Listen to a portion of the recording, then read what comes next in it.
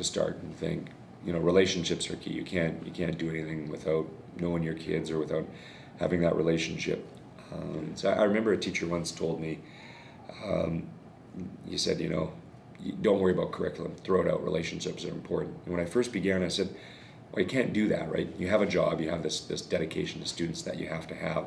And I kind of misunderstood what he said.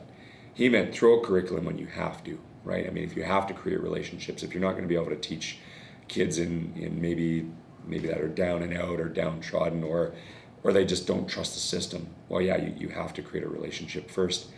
And it's only started dawning on me over the years that is the crucial piece. Curriculum comes later. And we do a lot of team building activities and just, you know, nothing to do with math, but even just in those little activities you get quite an awareness of the students. So it's more just about building that relationship with them, and then you recognize their strengths and weaknesses that way. I personally do a survey at the beginning of every class, every semester, just everything from personal background to their history in the subject area to things they like to do outside of school.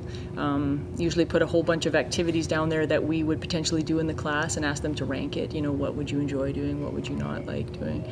So just to get an idea of who is in the classroom to begin with and what they would benefit or what they want to see in the class and what would work for them.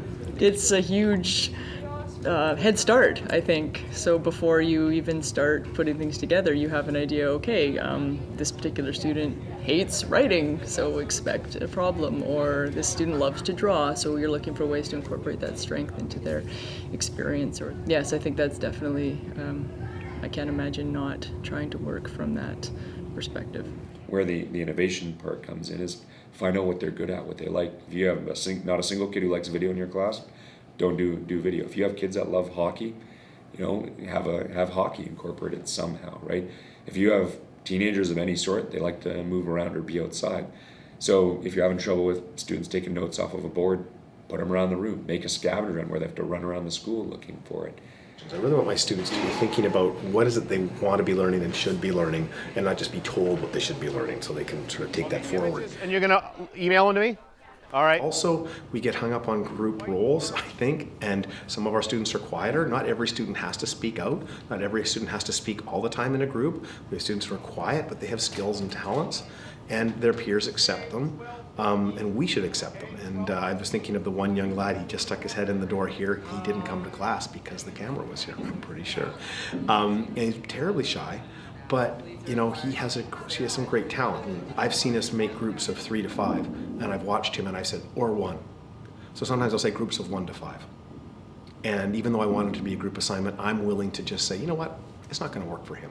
I'm going to change my rules because it will work for my students. And I think being able to let go of our those rigid guidelines that we have within our rooms helps.